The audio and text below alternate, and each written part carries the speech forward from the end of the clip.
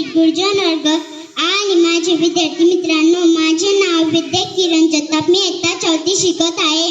आज 15 ऑगस्ट आपला स्वातंत्र्य दिन मोठ्या उत्साहाने साजरा करीत आहोत. आजचा दिवस आपल्यासाठी खूप महत्त्वाचा आहे.